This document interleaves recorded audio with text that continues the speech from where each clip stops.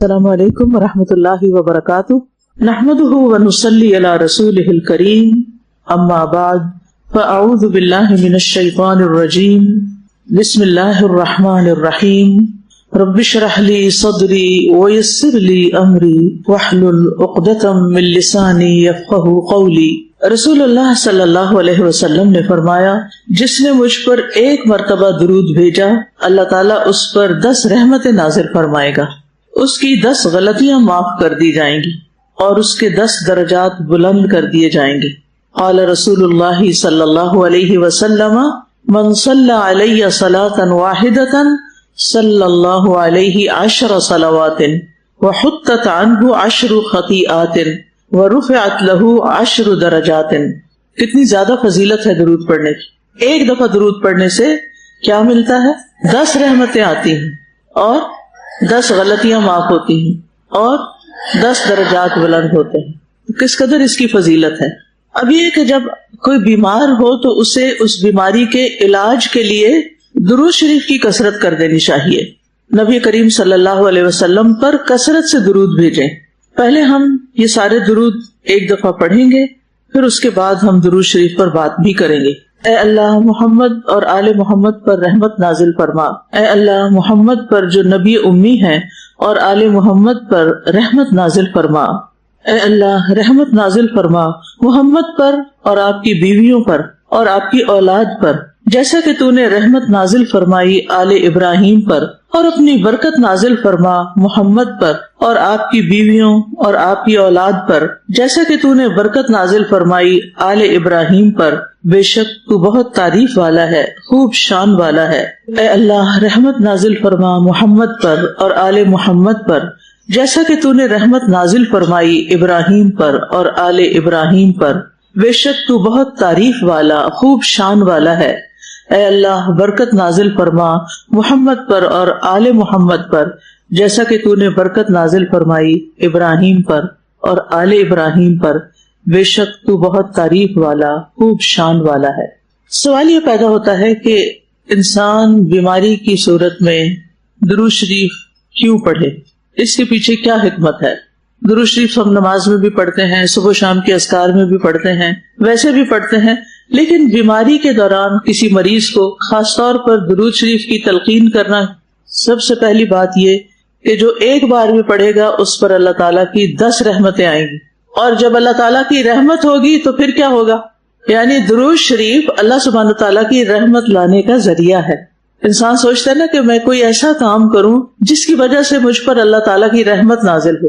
ہم سب یہ چاہتے ہیں، ہم بولتے بھی رہتے ہیں اللہ آپ پر رحمت فرمائے، رحمہ اللہ۔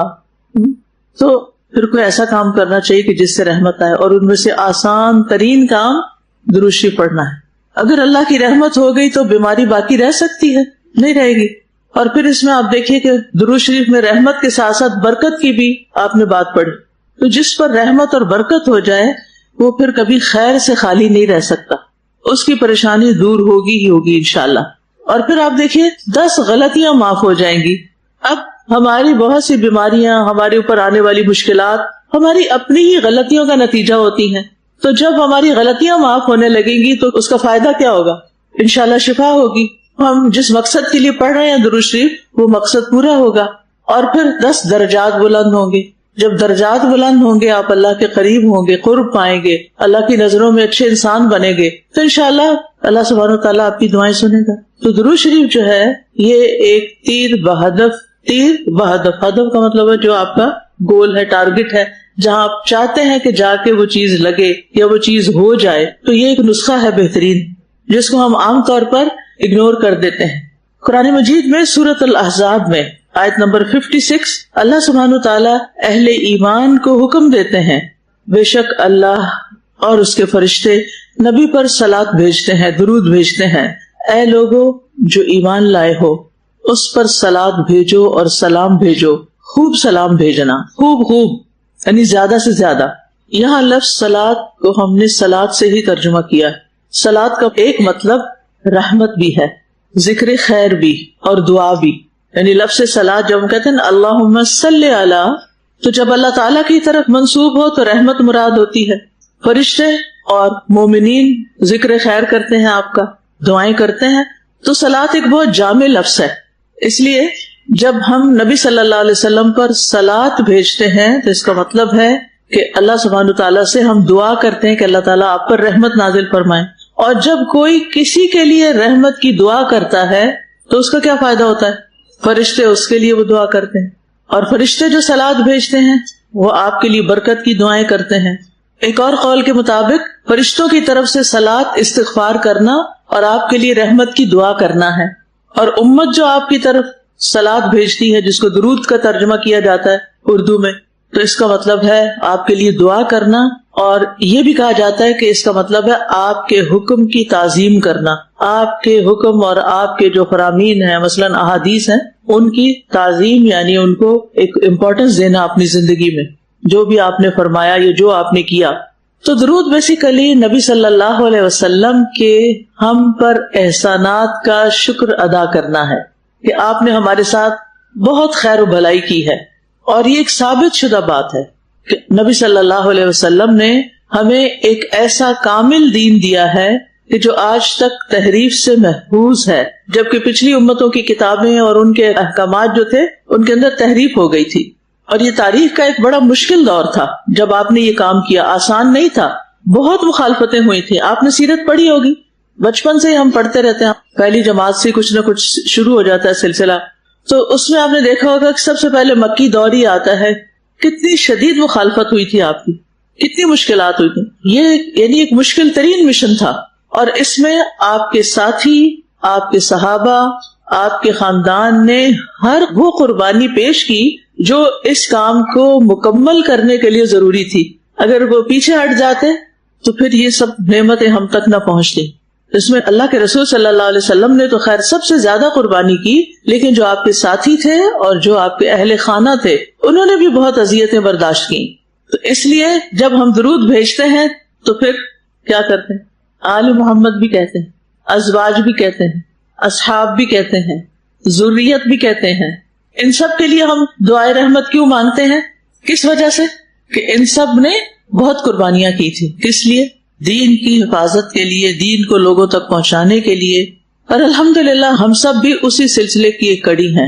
یعنی آپ کی امت جو ہے اس کی بھی یہی ذمہ داری ہے، اور اس میں الحمدللہ بہت سے لوگ ایسے کام کر رہے ہیں. تو جو بھی یہ کام کرے گا وہ اللہ کی رحمت کا مستحق بن جائے گا. تو قیامت تک کے لیے تمام مسلمانوں پر یہ لازم کر دیا گیا، نماز کا حصہ بنا دیا گیا، اذان کے بعد درود شریف پڑھنے کا حکم دیا گیا، تاکہ ہم سب آپ کے احسان عظیم کا اعتراف کریں، اس کو مان لیں. اور یہ ویسے بھی ایک عمومی سی بات ہے نا کہ جب کوئی شخص کسی پر احسان کرے تو انسانی فطرت تقاضا کرتی ہے، اندر سے خود کسی کو کہنا نہیں پڑتا. یعنی آپ کو کیا کرنا پڑتا ہے؟ آپ کو اس کا شکریہ ادا کرنا ہوتا ہے. یہ آپ کے اندر اللہ سبحانہ تعالیٰ نے ایک ایسی چیز رکھ دی ہے، وہ آتا ہے نا فَأَلْهَمَهَا فُجُورَهَا وَتَقْوَاهَا. یعنی برے خیالات بھی انسان کو آتے ہیں لیکن اس کے ساتھ ساتھ اچھے خیالات بھی آتے ہیں. تو جب انسان کو کوئی خوشی ملتی ہے، کسی کی طرف سے کوئی خیر ملتی ہے، تو قدرتی طور پر ہمارے دل میں اس کے لیے تعریف کے جذبات، شکریہ کے جذبات پیدا ہوتے ہیں. ہم چونکہ صحابہ کے بارے میں ذرا پڑھتے کم ہیں، یا آپ کے ازواج کے بارے میں ہماری معلومات کم ہیں، یا ان کی قربانیوں کے بارے میں ہم بھول جاتے ہیں، لہٰذا ہمارا درود بھی ایک بے روح سا ہو جاتا ہے. تو ان کے عظیم احسانات پر ایک فطری تقاضا ہے کہ اس پر شکر کا اظہار کیا جائے اور پھر ان کے لیے دعا کی جائے. تو درود جو ہے یہ ایک طرح سے شکر ادا کرنے کا طریقہ ہے. اور پیچھے ہم بہت پڑھ چکے ہیں کہ جو مثبت سوچ ہوتی ہے، جو شکر گزار انسان ہوتا ہے، اس کی نعمتوں میں اضافہ بھی ہوتا ہے، اس کی نعمتیں محفوظ بھی ہوتی ہیں، اور اللہ تعالیٰ اس سے محبت بھی کرتا ہے. تو درود شریف جب ہم بیماری کی حالت میں پڑھتے ہیں تو یہ شکر گزاری کی وجہ سے اور دعا کی وجہ سے اور احسان ماننے کی وجہ سے پھر ہم ایک پازیٹو سوچ کی طرف جاتے ہیں. اور اس طرح ہمیں نہ صرف یہ کہ ثواب ملتا ہے بلکہ ایک روحانی سکون بھی ملتا ہے. کیونکہ جب آپ کسی کے لیے کچھ کرتے ہیں تو کیا ہوتا ہے؟ سکون ملتا ہے یا نہیں؟ اگرچہ اس کام میں مشقت ہوتی ہے، تکلیف ہوتی ہے، ٹھیک ہے نا. مثلا آپ کسی کو پانی کا گلاس ہی بھر کے دیتے ہیں، تھوڑی سی تکلیف تو ہوئی، لیکن جب اس شخص کی پیاس بجھتی ہے تو اس کے چہرے کے تاثرات بدلتے، اس کو دیکھ کر کیا ہوتا ہے؟ یا ایک ماں اپنے بچے کو جب کھانا کھلاتی ہے اور وہ جو مشکل ہی ہوتی ہے، یہ دودھ پلاتی ہے، کوئی بھی اس کی تکلیف دور کرتی ہے، تو تکلیف اٹھا کر آپ دوسرے کی تکلیف دور کرتے ہیں، تکلیف اٹھا کر، یعنی خود کو تکلیف میں ڈال لیتے ہیں اور اس کی تکلیف ہٹا رہے ہوتے ہیں۔ جب آپ کے اندر یہ چیز پیدا ہو جاتی ہے تو آپ رحمت کے لائق ہو جاتے ہیں، آپ قابل رحم ہو جاتے ہیں کہ آپ پر بھی اللہ تعالیٰ رحم فرمائے، ٹھیک ہے۔ تو ہم جب درود شریف پڑھتے ہیں تو اس سے پھر نیکیاں بھی ہمیں ملتی ہیں، گناہ بھی معاف ہوتے ہیں، درجے بھی بلند ہوتے ہیں، اور رحمت اور برکت بھی آتی ہے۔ تو درود شریف کا پڑھنا اور سوچ سمجھ کر پڑھنا یہ دراصل دل کو سکون دیتا ہے، روح کو طاقت بخشتا ہے، اور ایک اور فائدہ بھی ہے، اور وہ ہے دعاؤں کی قبولیت ہوتی ہے۔ یعنی جب آپ شفا کی دعاؤں کی کتاب مثلاً آپ پڑھنے لگے ہیں کسی مریض کے پاس، یا مریض خود پڑھ رہا ہے، تو سب سے پہلے آپ تسبیح پڑھیں گے، اس کے بعد کیا کریں گے؟ درود شریف پڑھیں گے، اور اس طرح آپ کے لیے قبولیت کا راستہ کھل جائے گا، ٹھیک ہے نا۔ اور پھر اس کے بعد یہ ہے کہ آپ کے دکھ درد دور ہونے لگیں گے۔ امام ابن القیم رحمہ اللہ فرماتے ہیں کہ درود شریف پڑھنے سے دل زندہ ہوتا ہے، غم دور ہوتے ہیں، برکت آتی ہے، اور بیماریوں سے شفا ملتی ہے۔ تو گویا درود شفا کا ذریعہ ہے۔ اور اگر آپ تھوڑا سا اہتمام کچھ اور چیزوں کا بھی کر لیں، اور وہ کیا ہے کہ آپ دعائیں پڑھنے لگے ہیں، خاص طور پر مریض پر پڑھنے لگے ہیں، یا خود بیمار ہے پڑھنے لگے ہیں، وضو کر لیں، وضو نہیں ہو سکتا تیمم کر لیں، دل میں شفا کا یقین رکھیں کہ میں یہ کام جو کرنے لگا ہوں اس کا نتیجہ نکلنے والا ہے، اور پھر دعاؤں کی ابتدا اور انتہا دونوں طرف آپ کیا کریں؟ درود پڑھیں، اور پھر درود کو پورے شعور کے ساتھ، محبت کے ساتھ پڑھیں، جن کے لیے دعا کر رہے ہیں ان کے احسانات کو یاد کر کے پڑھیں، تو انشاءاللہ آپ دیکھیں گے کہ بہت جلد فائدہ ہوگا۔ اور جب ہم درود پڑھتے ہیں تو کیا ہوتا ہے؟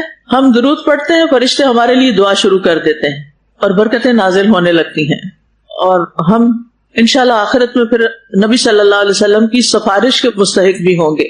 حضرت حسین بن علی رضی اللہ عنہ سے مروی ہے کہ رسول اللہ صلی اللہ علیہ وسلم نے فرمایا، جس کے پاس میرا ذکر کیا گیا اور وہ مجھ پر درود بھیجنا بھول گیا، وہ جنت کے راستے سے بھٹک گیا۔ تو اس سے کیا پتہ چلتا ہے کہ گویا درود کا پڑھنا، اور خاص طور پر اگر کسی مجلس میں نبی صلی اللہ علیہ وسلم کا ذکر ہو رہا ہو تو وہاں پڑھنا کیا ہے؟ جنت کی طرف جانے کا راستہ ہے۔ اور جو درود نہ پڑھے تو اس کے لیے دوری ہے، رسوائی ہے۔ ایک دفعہ نبی صلی اللہ علیہ وسلم ممبر پر تشریف لے جا رہے تھے، ایک سیڑھی چڑھے تو آپ نے فرمایا آمین، 3 دفعہ آپ نے آمین فرمایا ہر سٹیپ پر چڑھتے ہوئے۔ تو پھر آپ نے فرمایا کہ میرے پاس جبریل آئے تھے اور فرمایا، اے محمد، جس نے رمضان کا مہینہ پایا پھر اس کی بخشش نہ ہو سکی، اللہ تعالیٰ اس کو اپنی رحمت سے دور کر دے۔ تو میں نے کہا آمین۔ فرمایا، جس نے اپنے والدین میں دونوں یا ایک کو پایا اور پھر آگ میں داخل ہوا، اللہ اس کو اپنی رحمت سے دور کرے۔ میں نے کہا آمین۔ پھر فرمایا، جس کے سامنے آپ کا ذکر کیا گیا اور اس نے آپ پر درود نہیں پڑھا تو اللہ اس کو بھی اپنی رحمت سے دور کر دے۔ تو گویا پڑھنا رحمت لانے کا ذریعہ ہے، اور آپ کا ذکر آنے پر نہ پڑھنا رحمت سے دوری کا ذریعہ ہے۔ اور دعا کرنے والے جبریل علیہ السلام ہیں، اور آمین کہنے والے نبی صلی اللہ علیہ وسلم ہیں۔ ایک اور روایت میں آتا ہے، وہ شخص رسوا ہوا جس کے سامنے آپ کا ذکر کیا گیا اور اس نے آپ پر درود نہیں پڑھا۔ ٹھیک ہے۔ امام ابن قیم نے درود شریف پڑھنے کے 39 فوائد ذکر کیے ہیں، 39 فائدے۔ آپ نے کچھ فائدے تو سنے ہیں، اس کے علاوہ بھی کچھ فائدے ہیں، ان کی کتابوں میں اس کا تذکرہ ملتا ہے۔ تو بہرحال بات یہی ہے کہ جو درود پڑھے گا وہ پریشانیوں سے نجات پائے گا۔ ایک شخص نے عرض کیا، اے اللہ کے رسول، کیا میں اپنی دعا کا 1/3 تہائی حصہ آپ پر درود پڑھنے کے لیے مقرر کر دوں؟ یعنی جتنی دیر میں دعا مانگتا ہوں، مثلا 9 منٹ مانگتا ہوں تو 3 منٹ صرف درود ہی پڑھتا رہوں؟ آپ نے فرمایا ہاں، اگر تم چاہو۔ اس نے کہا کیا 2/3 کروں، یعنی 6 منٹ پڑھ لوں؟ آپ نے یہ مثال دے رہی ہوں، اس نے 6 منٹ کی بات نہیں تھی وہاں، پھر بات سمجھانے کے لیے بات کریں۔ آپ نے فرمایا ہاں، اگر تم چاہو۔ اس نے کہا اگر میں ساری دعا درود کے لیے مقرر کر دوں؟ تو آپ نے فرمایا پھر تو اللہ تمہارے دنیا اور آخرت کے غم اور فکر کے لیے تمہیں کافی ہو جائے گا۔ تو اس کا یہ مطلب نہیں کہ ہمیں کوئی اور دعا مانگنی نہیں چاہیے۔ یہاں یہ واقعہ اس لیے بیان کیا گیا ہے تاکہ لوگوں کو درود شریف پڑھنے کا فائدہ معلوم ہو، کہ جو شخص اس کا اہتمام کرے گا وہ غموں سے نجات پا جائے گا، پریشانیوں سے نجات پا جائے گا۔ امام ابن تیمیہ کہتے ہیں، یہ انتہا ہے جس کے ساتھ انسان اپنے لیے نفع اور خیر طلب کرتا ہے اور نقصان سے بچ سکتا ہے، کیونکہ دعا میں مطلوب کا حصول اور خدشے والی چیز کو دور کرنا طلب کرنا ہوتا ہے، یعنی وہ طلب ہوتی ہے ہماری کہ ہمیں خیر ملے اور شر ہم سے دور ہو جائے۔ اور پھر آپ دیکھیے کہ صرف گن گن کے درود نہیں پڑھنا چاہیے، بلکہ چلتے پھرتے اٹھتے بیٹھتے جب بھی خیال آئے آپ درود پڑھ سکتے ہیں. اور بیماری میں تو اور کوئی کام کرنا نہیں ہوتا تو اس وقت زیادہ سے زیادہ اہتمام کیا جائے. اور ویسے بھی ہم بارہا یہ بات کر چکے ہیں کہ دعا پڑھنا، ذکر کرنا، تسبیح پڑھنا، تحمید پڑھنا، تکبیر پڑھنا، اللہ کی بڑائی بیان کرنا، یہ ساری کی ساری چیزیں انسان کی ذہنی اور جسمانی صحت پر مثبت اثر ڈالتی ہیں. یہ سارے اذکار انسان کے لیے شفا کا ذریعہ بنتے ہیں، کیونکہ ان اذکار کے ذریعے انسان کو جو سکون اور سکینت حاصل ہوتی ہے اس سے انسان کے ذہنی دباؤ میں کمی واقع ہوتی ہے. انسان ریلیکس ہونے لگتا ہے، اس کا امیون سسٹم اسٹرانگ ہونے لگتا ہے. اور پھر ریسرچ یہ بھی کہتی ہے، یہ ہارورڈ یونیورسٹی کی ریسرچ ہے، کرنے والا اس کا نام بینسن ہے. وہ کہتا ہے کہ روزانہ مخصوص الفاظ یا جملے دہرانے سے، ریپیٹ کرتے رہنے سے دماغ میں ریلیکسیشن رسپانس پیدا ہوتا ہے جو بیماریوں کی شدت کو کم کرتا ہے. اب یہ تو ہمارے دین نے ہمیں سکھایا یہ 3 دفعہ پڑھ لو، یہ 33 دفعہ پڑھ لو، یہ 100 دفعہ پڑھ لو، یہ 7 دفعہ پڑھ لو. تو ان لوگوں تو اب ریسرچ سے بات پتہ چل رہی ہے، اور ہمارے لیے تو ہمارے نبی نے بہت پہلے یہ چیزیں ہمیں دے دی تھی. یہ نعمتیں ہیں، یہ علم نعمت ہے جو ہمیں قرآن و سنت کے ذریعے ملا. اور پھر آپ دیکھیے کہ ہمیں یقین نہیں نا، اس لیے ہم اس سے فائدہ نہیں اٹھاتے. ہاں اگر ہارورڈ یونیورسٹی کا کوئی شخص کہے گا کہ روزانہ یہ کام کرو گے تو تمہیں کچھ ملنے والا، تو ہمیں یقین آ جائے گا. کتنی عجیب بات ہے نا. اللہ اور اس کے رسول صلی اللہ علیہ وسلم کی بات پر اس سے زیادہ یقین ہونا چاہیے، اور ایمان تقاضا بھی اسی چیز کا کرتا ہے. یاد رہے گی یہ بات انشاءاللہ. وَمَنْ أَصْدَقُ مِنَ اللَّهِ حَدِيثًا، اللہ سے بڑھ کر کسی کی بات سچی نہیں، اور الصادق الامین سے بڑھ کر کسی کی بات سچی نہیں. بس یقین بڑھانے کی ضرورت ہے. اسی طرح یونیورسٹی آف کیلیفورنیا کی ایک ریسرچ کے مطابق ڈپریشن، بے-چینی اور درد کی شدت شکر گزاری اور روحانی رویوں سے کم ہو جاتی. یعنی جو شخص شکر گزار ہوتا ہے، اور روحانی رویے سے مراد یعنی کوئی روحانی طریقے کچھ پڑھنے کے، اور یعنی ریلیجس کی بجائے انہوں نے نا آلٹرنیٹ ٹرمز استعمال کر لی ہیں. میڈیٹیشن کبھی کہتے ہیں اور کبھی اسی طرح کی اور چیزیں. لیکن ہمارے نزدیک کیا ہے؟ اذکار. ہم ان کو کیا کہیں گے؟ اذکار کرنے سے، دعائیں پڑھنے سے، اللہ سبحانہ تعالیٰ کے بارے میں اچھا گمان رکھنے سے انسان کو ذہنی سکون ملتا ہے، اس کی بے چینی اور تکلیف دور ہوتی ہے. ایک اور تحقیق کے مطابق مسلسل دینی اذکار کا عمل کرنے والوں میں بیماری سے جلد صحت یابی کی شرح زیادہ دیکھی گئی. وہ دوسرے مریضوں کے مقابلے میں جلد صحت یاب ہوئے. اسی طرح کہا جاتا ہے کہ EEG یہ الیکٹرانک وے ہے ایک دماغ کی لہروں کو جاننے کا، اس کے مطالعے سے یعنی وہ کچھ انسٹرومنٹس وغیرہ لگا دیتے ہیں اور پھر اسکرین پہ دیکھتے ہیں اور سنواتے ہیں کچھ، اور پھر دیکھتے ہیں کہ کیا چینجز آ رہی ہیں برین ویوز میں. تو وہ کہتے ہیں کہ ذکر اور دعا کے دوران دماغ کی الفا ویوز ہوتی ہیں جو سکون اور فوکس کی علامت ہوتی ہیں، ان میں اضافہ ہو جاتا ہے. ٹھیک ہے، تو مطلب یہ باتیں کرنے کا یہ ہے کہ یہ بات تحقیق سے بھی اب ثابت شدہ ہے جو ہمیں وحی الہی کے ذریعے مفت میں مل گئی تھی. تو خلاصہ یہی ہے کہ ہم کیا کریں؟ پوری توجہ کے ساتھ، مثبت سوچ کے ساتھ کہ اس کا فائدہ ہونا ہے، دل جمعی کے ساتھ، خوشی کے ساتھ اذکار کریں، درود شریف پڑھیں. اور ویسے ہمیں تاکید بھی کی گئی ہے، نبی صلی اللہ علیہ وسلم نے فرمایا جس کے پاس میرا ذکر کیا گیا وہ ضرور مجھ پر درود بھیجے. لیکن کچھ لوگ نبی صلی اللہ علیہ وسلم کا ذکر کرتے ہیں تو پھر نبی سلم کہہ دیتے ہیں. کیا ایسا کہنا چاہیے؟ نہیں، پورا درود پڑھنا چاہیے صلی اللہ علیہ وسلم. یہ پورا درود ہے، پوری دعا ہے، کمپلیٹ سینٹنس ہے. اسی طرح اللہم صلی وسلم وبارک علی محمد، اس میں صلاۃ بھی، سلام بھی اور برکت کی دعا بھی تینوں آ گئے. جملہ چھوٹا سا ہے، ایسے بھی پڑھ سکتے. عام طور پر مقرر حضرات خطبوں میں بھی پڑھتے ہیں اس کو، اور ویسے بھی دعائیں پڑھنے سے پہلے اس کو پڑھا جائے گا، اور خصوصاً اذان سننے کے بعد بھی اس کا اہتمام کرنا چاہیے. دنوں میں جمعے کا دن اور رات دونوں اس کام کے لیے مخصوص ہیں. نبی صلی اللہ علیہ وسلم نے فرمایا جمعہ کے دن اور رات کو کثرت سے مجھ پر درود پڑھا کرو. اور دوسری روایت میں آتا ہے مجھ پر جمعے والے دن کثرت سے درود پڑھا کرو، کیونکہ ابھی میرے پاس جبریل علیہ السلام اپنے رب عز و جل کے پاس سے آئے تھے کہ اللہ تعالیٰ نے فرمایا کہ روئے زمین پر جو مسلمان بھی آپ پر ایک بار درود پڑے گا تو میں اور میرے فرشتے اس پر 10 بار رحمت کریں گے. یعنی اللہ تعالیٰ رحمت بھیجیں گے اور فرشتے رحمت کی دعا کریں گے. ٹھیک ہے، اس لیے مختلف مواقع پر درود کا اہتمام کرنا چاہیے. امام سفیان ثوری کہتے ہیں اگر حدیث پڑھنے والے کو کوئی اور فائدہ نہ بھی ہو تو اس کو یہ فائدہ ضرور حاصل ہوتا ہے کہ وہ رسول اللہ صلی اللہ علیہ وسلم پر درود بھیجتا رہتا ہے. جب تک وہ حدیث کی کتاب پڑھتا رہتا ہے اس پر اللہ کی رحمت نازل ہوتی رہتی ہے. جب تک آپ حدیث کی کتاب پڑھتے رہتے ہیں آپ پر اللہ کی رحمت نازل ہوتی رہتی ہے. تو رحمت پانے کے لیے کیا کریں؟ حدیث پڑھتے رہیں. ضروری نہیں کہ کورس میں کوئی کتاب ہو تو پھر ہی پڑھیں, اس کے علاوہ بھی طریقے سوچیں کہ آپ کیا پڑھ سکتے ہیں. حدیث کی کوئی بھی کتاب آپ شروع کر لیں, 2 حدیثیں ہی روز پڑھ لیں, 3 پڑھ لیں, علم وحی میں اضافہ ہوگا, برکتیں نازل ہوں گی. اور آپ کو پتا ہے کہ ترکی میں خاص طور پر یہ رواج تھا کہ جب ان پر کوئی مشکل آتی تھی تو وہ بخاری کا ختم کرتے, مل کے سارے لوگ بیٹھ کے پوری بخاری پڑھ لیتے کیونکہ بے شمار دفعہ اس میں درود آتا. اچھا ایک اور بات یہ بھی یاد رکھیے کہ درود پڑھنے کے لیے کوئی جگہ مخصوص نہیں کہ مصلی پر ہی بیٹھے ہوں, کہیں بھی پڑھ سکتے ہیں.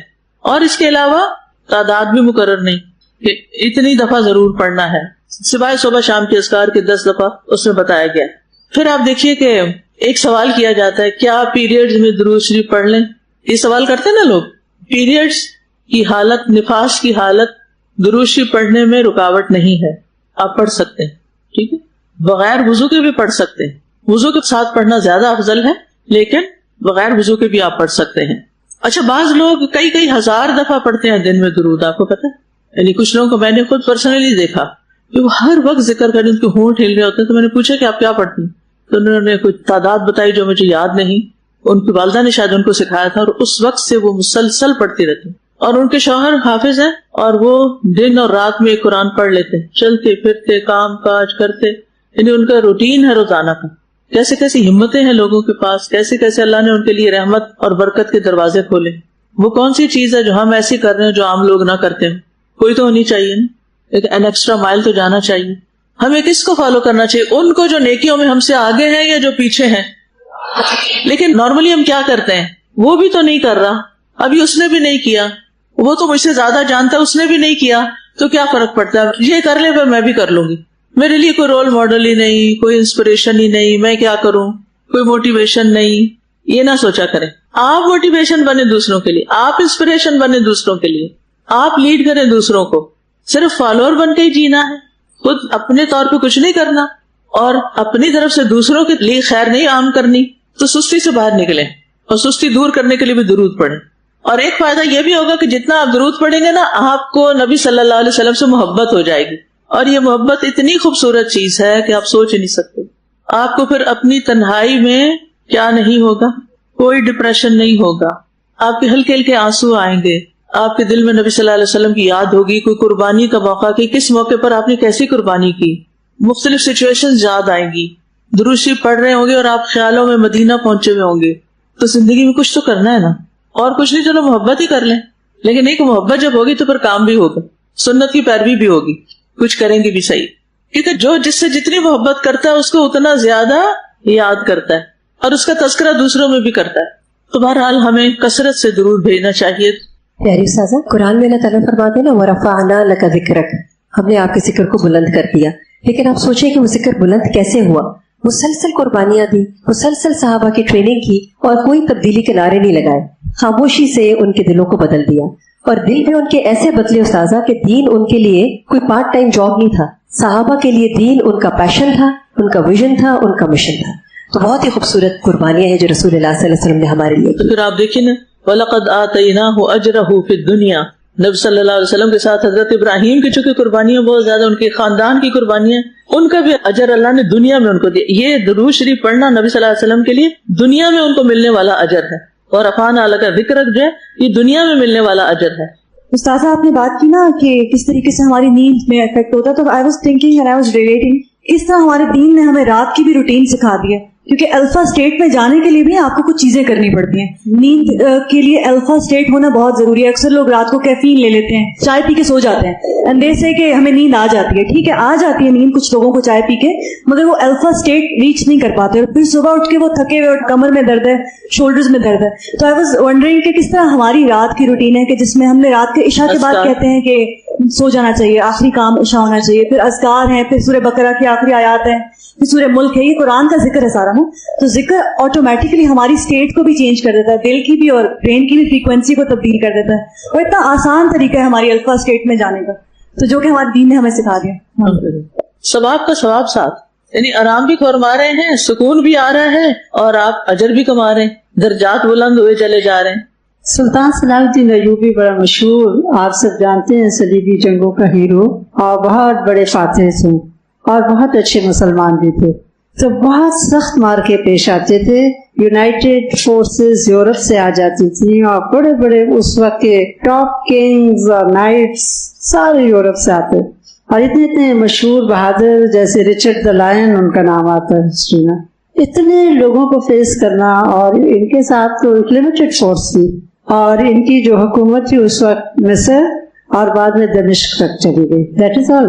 لیکن ان کا ایک بس پکا وعدہ تھا کہ میں نے اسلام کی زمین کو اسلام کے لیے خالص کروانا غیر مذاہب سے، اور انہیں کا مشہور وہ جو جنگ ہے بیت المقدس کی بھی تھی، تو فائنلی انہوں نے پھر اس کو دوبارہ فتح کیا تھا۔ پہلے تو عمر رضی اللہ تعالیٰ عنہ کے ٹائم پہ ہوا تھا، پھر واپس چلا گیا کرسچنس کے ہاتھوں میں۔ یہ نور الدین زنگی کے پروردہ تھے۔ نور الدین زنگی بہت مشہور مرد مومن رولر گزرے، انہوں نے سیسا پلائی دیوار آپ صلی اللہ علیہ وسلم کے مقبرے کے گرد لگوائی تھی جب خواب میں آئے تھے آپ صلی اللہ علیہ وسلم، تو وہ بہت دین میں ڈیپ تھے سلطان صلاح الدین ایوبی۔ اینڈ جب میدان جنگ کا مارکا شروع ہونے والا ہوتا تھا اور دشمنوں کی صفیں آمنے سامنے آ جاتی تھی اور بہت ٹف مقابلے تھے، تو یہ صفوں کے بیچ میں جا جا کے کہتے تھے مجھے حدیث سناؤ، اس وقت کہتے تھے مجھے حدیث سناؤ، اور جنگ شروع ہونے والی ہے، اور آپ جانتے ہیں کہ کیا وہ ڈیفیکلٹ ٹائمز تھے، اور ان کا پکا یقین تھا کہ حدیث کی برکت سے اللہ تعالیٰ مجھ کو فتح یاب کرے گا، اور پھر رو رو کے سپاہیوں کو کہتے تھے یا للاسلام، پہلے حدیث سنتے اور پھر ان کو ابھارتے، جذبے ابھارتے اپنے سپاہیوں کے کہ اسلام کے لیے آگے بڑھو۔ تو الحمدللہ ان کی ہسٹری پڑھنے کے قابل ہے، اور ان کے مارکوں میں ڈیفینیٹلی ایک روحانی فورس ہے جو ان کو سپورٹ دیتی ہے۔ بالکل، وَمَن نَّصْرُ إِلَّا مِنْ عِنْدِ اللَّهِ۔ ہمیں جب کوئی مشکل پیش آتی ہم کیا کرتے ہیں؟ اس کو فون کر لیں، اس سے باتیں کر لیں، اس کے آگے رونا رو لیں۔ آپ کو وہ حدیث یاد ہے کہ جو شخص اپنی حاجت بندوں کے سامنے پیش کرتا ہے وہ کیا ہوتا ہے؟ اللہ تعالیٰ اس کو بندوں کے حوالے کر دیتا ہے۔ سب سے پہلے کیا کرنا چاہیے؟ اللہ کی طرف رجوع، اللہ کی طرف جانا چاہیے، اور پھر اس کے بعد آپ دیکھیں کہ اللہ تعالیٰ آپ کے لیے رستے کھولے گا، اسباب پیدا کرے گا، آپ مشورہ کریں گے لوگوں سے، کئی چیزیں پھر انسان ایفرٹس کرتا ہے ساتھ، کیونکہ رزق تو اللہ دیتا ہے مگر کوشش بندے کو کرنی پڑتی۔ اور اس کی آپ دیکھیں سادہ سی مثال کیا ہے کہ بچہ جب پیدا ہوتا ہے تو اس کا رزق ماں کے سینے میں اترتا ہے، تو کیا ایسے ہی وہ اس کے منہ میں چلا جاتا ہے؟ کیا کرنا پڑتا ہے بچے کو؟ بہت اسٹرگل کرنی پڑتی ہے، اور دودھ چوسنے میں بہت مشقت ہوتی ہے۔ وہ بوٹل کا دودھ نہیں ہوتا کہ وہ اکٹھا بھرا ہوا ہے کہیں، اور وہ تو رگ رگ سے کھینچ کے آ رہا ہوتا ہے، اور وہ سخت کرتا ہے، اور پھر اس کے بعد اس ماتھے میں پسینہ آ جاتا ہے، اور ماں بھی مشقت، اور یعنی ایک پوری اسٹرگل ہوتی ہے، ایک مرحلہ ہوتا ہے۔ ولادت کا مرحلہ الگ ہوتا ہے، دودھ پلانے کا ایک الگ ہی قصہ ہوتا ہے۔ اللہ سبحانہ تعالیٰ نے تو انسان کو مشقت میں پیدا کیا ہے نا، تو محنت کے بغیر تو کچھ نہیں۔ اسباب تو اختیار کرنے ہیں، لیکن اس کے ساتھ کیا کرنا ہے؟ اللہ تعالیٰ سے مدد مانگنی، اللہ کی طرف رجوع کرنا ہے۔ اب درود شریف پکا کر لینا، آپ کہیں گے اتنی ساری چیزیں پکی کراتی جا رہی ہیں، اس کے بعد باقی دعائیں آپ پھر جیسے جیسے ضرورت ہو تو آپ پڑھتے جائیں، لیکن تسبیح اور درود شریف، اللہ تعالیٰ کی حمد و ثنا اور درود شریف، یہ تو زندگی کا لازمی جز ہو جانا چاہیے۔ یہ چیزیں بائی چانس نہیں ہوتی، ان کے پیچھے بھی کوئی دعا ہوتی ہے، کوئی تمنا ہوتی ہے، کوئی تڑپ، کوئی شوق اور کوئی جذبہ ہوتا ہے کہ یہ چیز ہمیں نصیب ہو جائے۔ اپنے جو شوق ہے نا اور جذبے ہیں، یعنی کیا زندگی میں پیشن کے بغیر تو انسان مردہ ہے، کچھ نہ کچھ شوق ضرور ہونے چاہیے، لیکن افسوس کہ ہمارے شوق دنیا کی گھٹیا چیزوں تک رہ گئے۔ اپنے آپ سے سوال کریں، مجھے سب سے زیادہ کس چیز کا شوق؟ کوئی آپ سے پوچھے، رینڈم پوچھ لے، کیا شوق ہے آپ کا؟ حضرت عمر رضی اللہ عنہ اپنے صحابہ سے اس طرح کے سوال کیا کرتے تھے کہ اپنی کوئی تمنا بتاؤ، کوئی شوق بتاؤ، اور وہ شوق بھی صحابہ کے دیکھنے والے تھے کہ کیسے کیسے شوق تھے۔ اور یہ چیز تو یہ جو حدیث پڑھنے والی بات ہے نا، یہ بڑی یاد کرا دی آپ نے الحمدللہ۔ میں جو پی ایچ ڈی کر رہی تھی تو اس میں ایک میں نے یہ واقعہ پڑھا تھا کہ صلاح الدین ایوبی باقاعدہ محدثین کی مجلس میں جا کے خود بیٹھ کے، یعنی بادشاہ ہوتے ہوئے خود جا کے حدیث کی مجلس میں بیٹھ کے حدیث سنا کرتا تھا۔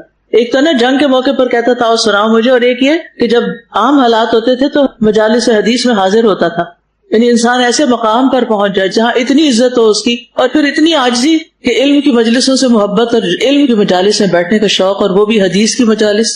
اور اس چیز کو پرسنلی میں نے ایکسپیرینس کیا. میں نے جب بھی حدیث پڑھائی میرے اندر ایک عجب طرح کی خوشی اور اطمینان اور سکون اور ایک ناقابل بیان میری کیفیت ہو جاتی. یعنی قرآن مجید پڑھنے سے ایک اپنی الگ سکینت ہوتی ہے، لیکن حدیث پڑھنے کی ایک اور ہی خوشی ہوتی ہے. ابھی لیٹلی میں نے جو ریاض الصالحین پڑھائی ہے تھورولی انجوائے کیا ہے. تو اپنی زندگی میں حدیث شامل کر لیں. ٹھیک ہے، یہ چھوٹی چھوٹی کتابیں ہیں ہمارے پاس حدیث کی، 100 احادیث اور قال رسول اللہ، حسن اخلاق، اور بھی اس کے علاوہ آپ دیکھیں اور اداروں کی بھی اچھی حدیث کی کتابیں ہوں گی، بچوں کے لیے بھی حدیث کی کتابیں ہیں. تو آپ کے مطالعے میں کوئی نہ کوئی چیز رہنی چاہیے اس میں سے.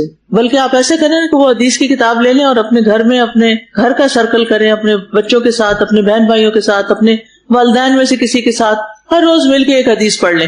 پتہ نہیں کتنی آفتیں دور ہو جائیں جو ہمیں پتہ بھی نہ ہو. اور انشاءاللہ اب ایک کورس نیا لانچ کیا جا رہا ہے، قراءۃ الحدیث. کیونکہ یہ حدیث کی قراءت، ایک تو نا قرآن مجید کی قراءت وہ الگ علم ہے، اور ایک ہوتا ہے حدیث کی قراءت. اس میں بہت ٹیکنیکلٹیز تو نہیں ہے، لیکن ابھی تک مدارس میں اور پہلے زمانے میں بھی محدثین جو تھے یا خود پڑھتے تھے، قراءت کرتے تھے، یا پھر ان کو پڑھ کے سنائی جاتی تھی. یعنی حدیث کو باقاعدہ اچھی آواز میں، بلند آواز میں اور اچھے طریقے سے پڑھنے کا مسلسل ایک رواج رہا ہے. اور اس سنت کو انشاءاللہ ہم زندہ کرنے جا رہے ہیں کہ ہمارے طالبات کو حدیث کی عربی پڑھنا آئے. یہ علم کا ایک بنیادی حصہ ہے، اس کے بغیر آپ علم والے نہیں کہلا سکتے، آپ سچے طالب علم نہیں ہیں. اگر آپ حدیث پڑھا رہے ہیں، خالی ترجمے پڑھا رہے ہیں تو بات نہیں بنتی. عربی حدیث پڑھنی آنی چاہیے. ٹھیک ہے نا؟ تو انشاءاللہ ابھی تو آپ ظاہر قرآن پہ فوکس کیے ہوئے ہیں یا تجوید پہ فوکس کیے ہوئے ہیں، لیکن اس کے بعد جب حدیث کورس جو لوگ ہیں اس وقت حدیث کورس میں، یا پھر یہ کہ آئندہ انشاءاللہ جو لوگ کریں گے، تو یہ صرف کورس کی حد تک نہ رہے بلکہ زندگی کا ایک حصہ بن جائے. حدیث جو ہے وہ حکمت ہے، اور نبی صلی اللہ علیہ وسلم نے یہ حکمت سکھائی ہے. حکمت کیا ہوتی ہے کہ انسان زندگی میں کسی معاملے کو کس طرح کرے، کسی کام کو کیسے انجام دے، لوگوں سے ڈیل کرنے کا طریقہ، اپنے آپ کو سمجھنے کا ذریعہ، بے شمار انگنت فوائد ہیں. چلیے درود پڑھتے ہیں ہم. اے اللہ محمد اور آل محمد پر رحمت نازل فرما. اللہم صلی علی محمد. ابن الاسیر ہیں جن کی کتاب النہایہ ہے، وہ اس میں لکھتے ہیں اس کا مطلب ہے محمد صلی اللہ علیہ وسلم کو دنیا میں عظمت عطا فرما، ان کے ذکر کو بلند کر کے اور ان کی دعوت کو غالب کر کے ان کی شریعت کو باقی رکھ کر، یعنی اس کو قائم و دائم رکھ. تو صلی علی محمد کا کیا مطلب ہوگا کہ آپ کو عظمت بھی ملے، بلندی ملے، آپ کا ذکر بلند ہو، آپ جو پیغام لے کر آئے وہ سارے ادیان پر غالب ہو، آپ کی شریعت باقی رہے اور آپ کا ذکر خیر بھی باقی رہے، اور آخرت میں ان کی امت کے بارے میں ان کی سفارش کو قبول کر کے ان کے اجر و ثواب کو دگنا کر دے. ایک اور قول یہ ہے کہ جب اللہ تعالیٰ نے ہمیں حکم دیا کہ ہم آپ پر صلاۃ پڑھیں اور ہم اس کی واجب مقدار تک نہیں پہنچ سکتے تھے تو ہم نے اس کو اللہ تعالیٰ کے حوالے کر دیا. یعنی جب ہم حق نہیں ادا کر سکتے تھے درود پڑھنے کا تو ہم نے کیا کیا، اللہ تعالیٰ آپ ہی یہ رحمت بھیجیں. ہم تو دعائیں رحمت کرتے ہیں لیکن اس دعا کا بھی حق ادا نہیں کر سکتے، تو یا اللہ آپ ان پر جس کے وہ مستحق ہیں اپنی رحمت بھیجیں. یعنی اللہم صلی علی محمد کا مطلب ہے اللہ تعالیٰ آپ ایسا کر دیں، یعنی اے اللہ تو محمد صلی اللہ علیہ وسلم پر درود بھیج، کیونکہ تو ہی خوب جانتا ہے کہ ان کے شایان شان کتنا درود ہونا چاہیے. یعنی ہم نہیں اندازہ لگا سکتے کہ ان پہ کتنی رحمتیں ہونی چاہیے. آپ کو پتا ہے کہ وہ کتنی رحمت کے مستحق ہیں، اور آپ تو بذات خود رحمت للعالمین تھے. اور اسی طرح آل محمد سے مراد کیا ہے، اس میں آ رہا ہے نا پہلے درود میں اللہم صلی علی محمد وعلی آل محمد. آل محمد سے مراد آپ کے اہل بیت ہیں. ایک اور قول کے مطابق اس سے مراد آپ کے صحابہ اور وہ لوگ جو آپ پر ایمان لائے. اور لغت کے اعتبار سے آل کا لفظ ان تمام پر آتا ہے، آپ کے اہل بیت پر بھی اور آپ کے صحابہ پر بھی اور آپ پر ایمان لانے والوں پر بھی. یعنی عموماً آل کا مطلب ہوتا ہے انسان کے اہل و عیال، اس کے فالوورز، اس کے دوست وغیرہ، یعنی جو اس سے متعلقین ہیں. اور یہ ایسے موقع پر استعمال ہوتا ہے جہاں عزت و شرف کو ظاہر کرنا مقصود ہوتا ہے، یعنی خاص قسم کے لوگوں کے ساتھ آل کا لفظ لگتا ہے. آپ نے لفظ آل الشیخ سنا؟ نہیں سنا؟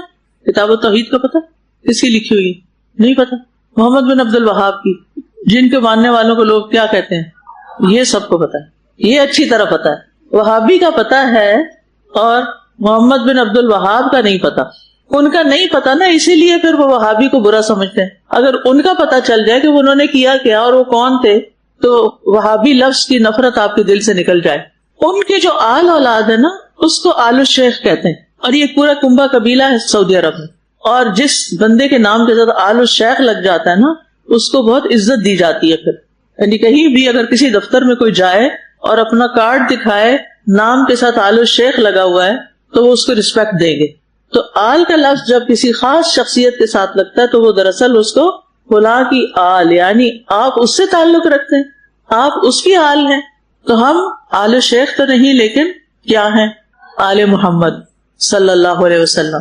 اگر ہم آپ پر سچے دل سے ایمان لائے ہیں اور آپ کی پیروی کرتے ہیں، ٹھیک ہے، اور اس سے مراد آپ کی تمام امت بھی لی جاتی ہے جس کو امت اجابت کہا جاتا ہے. آپ کی امت دو طرح کی ہے. آپ آخری نبی ہیں نا، قیامت تک آنے والے تمام انسان آپ کی امت ہیں، لیکن وہ دو قسم کے ہیں. ایک ہے امت اجابت، وہ کون ہے؟ جنہوں نے آپ کی دعوت قبول کر لی یعنی مسلمان. اور دوسرے ہیں امت دعوت، جن کو اسلام کی دعوت دی جائے گی، وہ مانے یا نہ مانے. یعنی اس زمین پر ہر انسان اور ہر جن، نبی صلی اللہ علیہ وسلم ان دونوں کے لیے کیا ہے؟ ان دونوں کی طرف رسول بنا کر بھیجے گئے. وما ارسلناک الا رحمتا للعالمین. اور پھر انا ارسلناک للناس رسولا، اور کافتا للناس کا لفظ بھی آتا ہے سب لوگوں کے لیے. اس میں بھی دراصل درود ہی بھیجا گیا ہے، صرف نبی صلی اللہ علیہ وسلم کے نام کے ساتھ امی کا لفظ استعمال کیا گیا ہے، باقی چیز وہی ہے. 2 دفعہ آ رہا ہے نا، اللہم صلی علی محمد وعلی آل محمد. آپ کا نام 2 دفعہ آیا لیکن آپ کو النبی الامی کہا گیا. یہاں امی کون ہوتا ہے؟ امی کا لفظ ام سے ہے. ام کس کو کہتے ہیں؟ ماں. یعنی جس کے علم کا مبلغ اس کے والدین ہی ہو، اس نے کسی اور استاد سے نہ سیکھا ہو. اور یہ حدیث جو ہے یہ عقبہ بن عمر رضی اللہ عنہ سے روایت کی گئی ہے. آپ صلی اللہ علیہ وسلم کے بھی کئی ایک نام ہیں، ان میں سے ایک نام یہ بھی ہے امی، کہ آپ پڑھے لکھے نہیں تھے لیکن اس کے باوجود دنیا کے سب پڑھے لکھوں کو پڑھا دیا. یہ علم آپ کو اللہ کی طرف سے دیا گیا تھا اور یہ آپ کا شرف ہے، عیب نہیں ہے، شرف ہے. اے اللہ رحمت نازل فرما محمد پر اور آپ کی بیویوں پر اور آپ کی اولاد پر، جیسا کہ تو نے رحمت نازل فرمائی آل ابراہیم پر، اور اپنی برکت نازل فرما محمد پر اور آپ کی بیویوں اور آپ کی اولاد پر، جیسا کہ تو نے برکت نازل فرمائی آل ابراہیم پر، بے شک تو بہت تعریف والا خوب شان والا ہے. یہ صحیح بخاری کی روایت ہے، حدیث کا نمبر 3369 ہے. اب ابو حمید الساعدی رضی اللہ عنہ سے روایت ہے کہ صحابہ کرام نے عرض کیا، اے اللہ کے رسول، ہم آپ پر درود کیسے پڑھیں؟ تو آپ نے فرمایا اس طرح کہا کرو، اور آپ نے یہ درود خود سکھایا. اے اللہ رحمت نازل فرما محمد پر اور آل محمد پر، جیسا کہ تو نے رحمت نازل فرمائی ابراہیم پر اور آل ابراہیم پر، بے شک تو بہت تعریف والا خوب شان والا ہے. اے اللہ برکت نازل فرما محمد پر اور آل محمد پر، جیسا کہ تو نے برکت نازل فرمائی ابراہیم پر اور آل ابراہیم پر، بے شک تو بہت تعریف والا خوب شان والا ہے. اس درود کے بارے میں آتا ہے، عبد الرحمن بن ابو لیلہ سے روایت ہے، وہ کہتے ہیں کہ ایک مرتبہ میری حضرت کعب بن عجرہ رضی اللہ عنہ سے ملاقات ہوئی تو انہوں نے فرمایا، کیا میں تمہیں ایک تحفہ نہ دوں جو میں نے نبی صلی اللہ علیہ وسلم سے حاصل کیا؟ میں نے کہا ہاں ضرور، مجھے وہ تحفہ عنایت کریں. یہ تحفہ ہے، درود شریف کیا ہے؟ تحفہ ہے. ہم نے ایسا تحفہ کبھی کسی کو دیا؟ کوئی مانے ہی نہ. آپ کسی کو کہیں آئے میں آپ کو ایک دعا سکھاتی ہوں، یہ میری طرف سے آپ کے لیے تحفہ ہے، یعنی میں اس میں کوئی اجرت تعریف کچھ نہیں چاہتی. مجھے یاد ہے کہ جب میں چھوٹی تھی، پتہ نہیں کلاس میں ٹاپ کیا یا قرآن کا کوئی سپارہ ختم کیا، مجھے اوکیزن یاد نہیں، تو سب بہت خوش ہوئے کہ بڑا اچھا کارنامہ کیا ہے، اور کہنے لگے کہ اب اس کو کوئی تحفہ ملنا چاہیے. تو میں انتظار کرنے لگی کہ مجھے کیا ملتا ہے، انعام کون سا ملتا ہے، تحفہ کون سا ملتا ہے، لیکن ملا کچھ نہیں. انتظار کر رہی تھی تو میں نے اپنے والد سے پوچھا تو کہنے لگے کہ تحفہ تو تنکے کا بھی تحفہ ہوتا ہے. اصل میں ہر موقع پہ ہماری تربیت کرتے. جس دن میرا PhD کا رزلٹ نکلا تو میں نے فون کیا تو کہنے لگے بہت خوشی کی بات ہے، لیکن اس سے زیادہ خوشی ہے کہ آپ نے حج کر لیا اس دوران. یعنی وہ یہ نہیں کہ کوئی چھوٹا سا کوئی کام کیا تو ہمیں بہت تعریف کرے. آج کل کے والدین کیا کرتے ہیں، بچے نکمے بھی ہو تو تعریفوں کے پل باندھے رکھتے ہیں تاکہ یہ ہم سے خوش رہے، کسی طرح ہمیں تنگ نہ کریں تاکہ ہم اپنی اسکرین پہ بیٹھے رہیں. بچوں سے جان چھڑاتے ہیں.